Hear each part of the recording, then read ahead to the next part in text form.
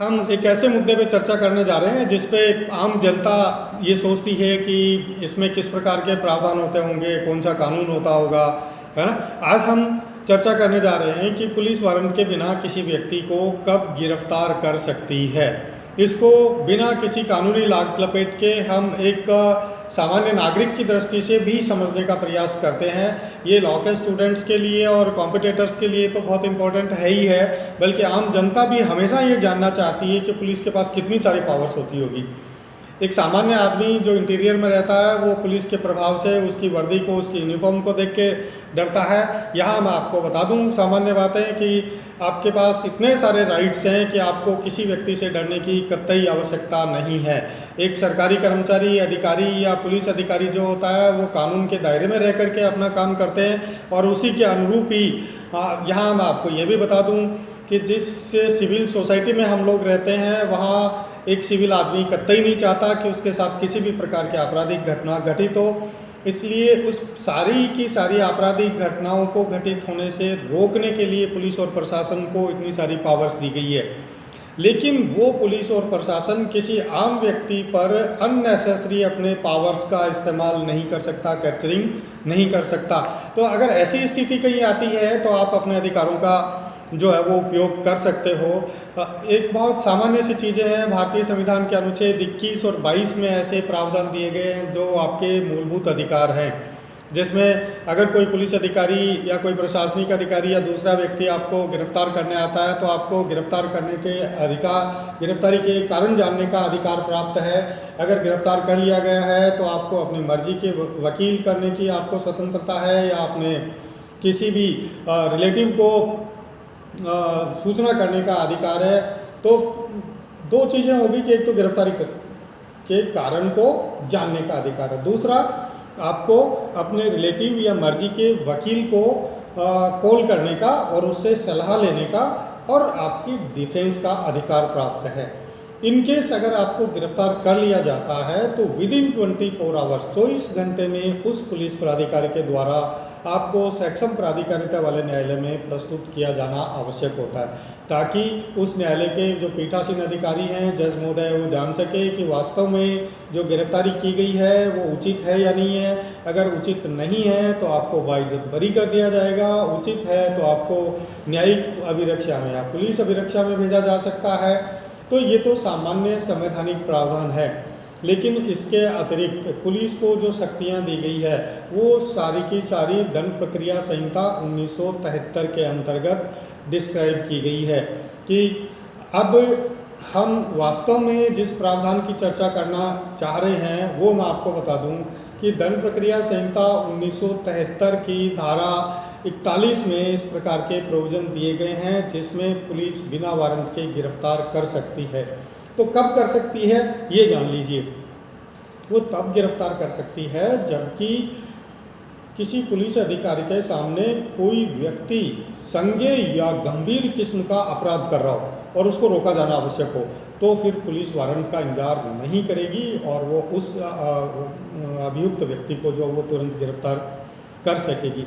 इसके अतिरिक्त ऐसे दूसरे बहुत सारे प्रोविजंस हैं, जैसे उसको न्यायालय में प्रस्तुत करने के लिए किसी पुलिस अधिकारी को इस प्रकार का आदेश प्राप्त हो चुका है और वो न्यायालय में उपस्थित नहीं हो रहा है तो उसको गिरफ्तार करके जो है वो न्यायालय में पेश किया जा सकता है। बहुत बार ऐसा भी होता है कि पुलिस अधिकारी को ऐसा लगता है कि उसको अगर गिरफ्तार नहीं किया गया तो बहुत सारे लोगों को जान और माल का नुकसान पहुंचा सकता है। हालांकि अभी तक उसने जो वो संज्ञेय किस्म का अपराध नहीं किया है, लेकिन इस बात की त्वरित संभावना है कि वो इस प्रकार का अपराध करेगा जिससे आम लोगों को उसके जान और माल का खतरा उत्पन्न होगा। ऐसी स्थिति में भी वो ऐसे अभियुक्त व्यक्ति को गिरफ्तार करके और सक्षम प्राधिकारिता वाले न्यायालय में प्रस्तुत करेगा, चाहे वो अगर अजमानती अपराध हो तो। इसके अतिरिक्त दोस्तों मैं आपको बता दूं कि दंड प्रक्रिया संहिता के जो और प्रोविज़न दिए गए हैं उसमें कोई किसी व्यक्ति को कब गिरफ्तार किया जा सकता है। अगर वो किसी प्रकार का अपराध कर रहा है और उसका निवारण किया जाना आवश्यक है तो भी पुलिस अधिकारी आपको गिरफ्तार कर सकता है।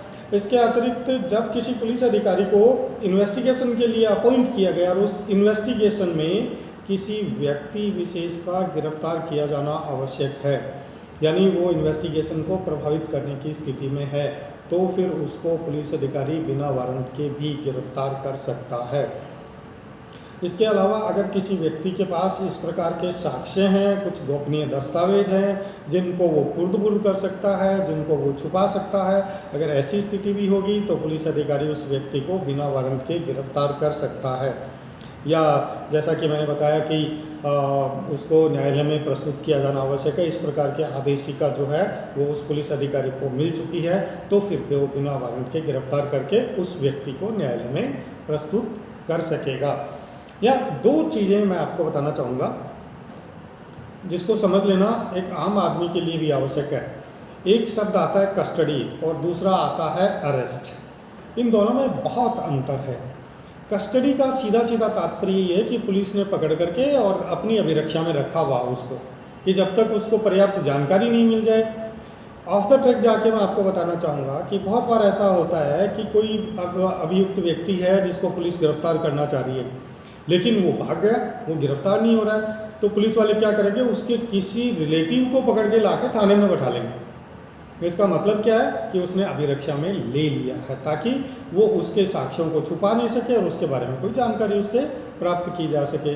तो बहुत बार ऐसा देखने को मिलता है। अभिरक्षा का मतलब गिरफ्तारी नहीं है, जबकि गिरफ्तारी में अभिरक्षा शामिल है। अगर सीआरपीसी के और अन्य किसी आपराधिक विधियों के अंतर्गत किसी पुलिस अधिकारी के द्वारा किसी व्यक्ति को गिरफ्तार किया जाता है, तो वो गिरफ्तार किया जाता है शब्द मैंने इस्तेमाल किया है, यहाँ आप ध्यान दें कि उस गिरफ्तारी में अभिरक्षा भी शामिल है, जबकि अभिरक्षा में गिरफ्तारी शामिल नहीं है। बेसिक डिफरेंस है कस्टडी में और अरेस्ट में।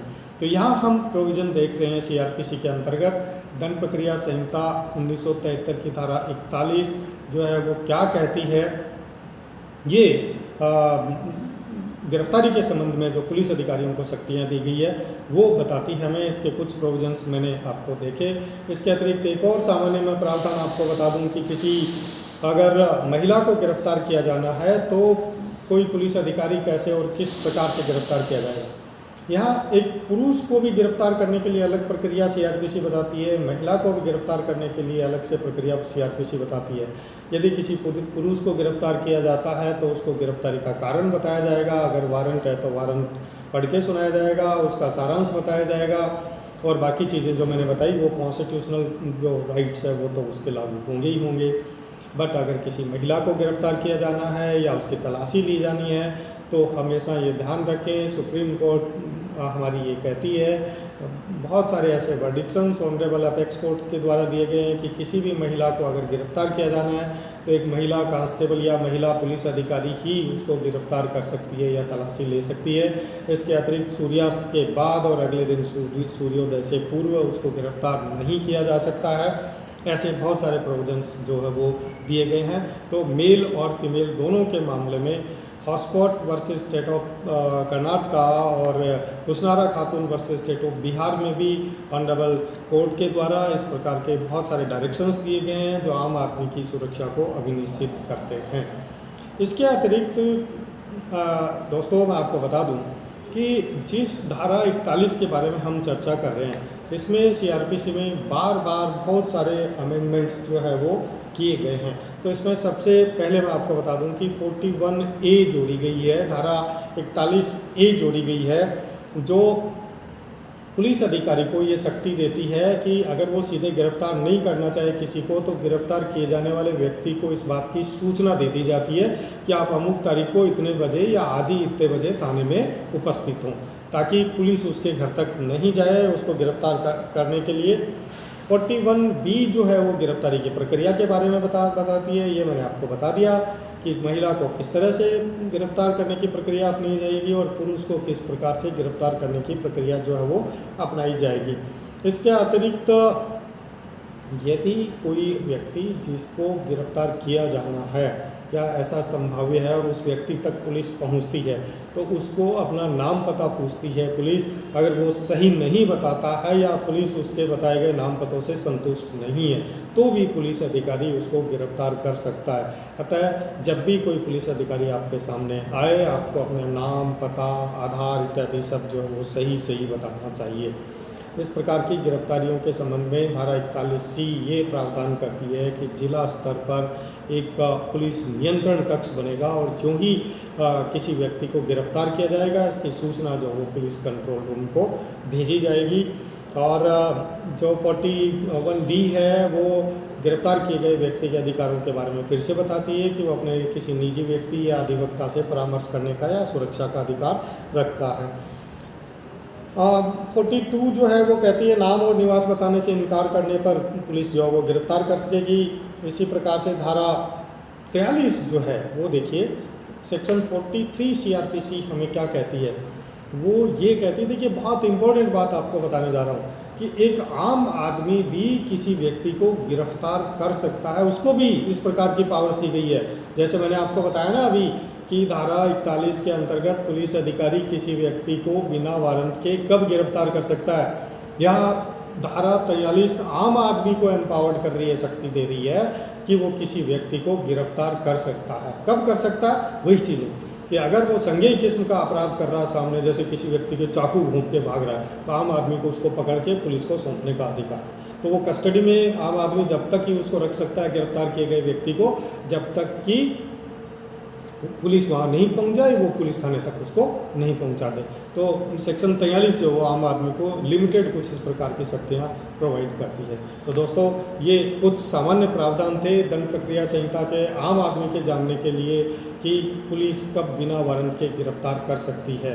दोस्तों ये वीडियो कैसा आपको लगा, मैं समझता हूँ कि बहुत अच्छा लगा होगा। अगर आपको अच्छा लगा तो इसको ज़रूर लाइक करें। अगर इसके बारे में आपको कोई भी प्रश्न पूछना हो तो आप निश्चित रूप से कमेंट बॉक्स में जा कर के इस प्रकार के क्वेश्चन पूछ सकते हैं। मैं आपको विश्वास दिलाता हूँ कि उसका जवाब आपको निश्चित रूप से मिलेगा। Thank you so much.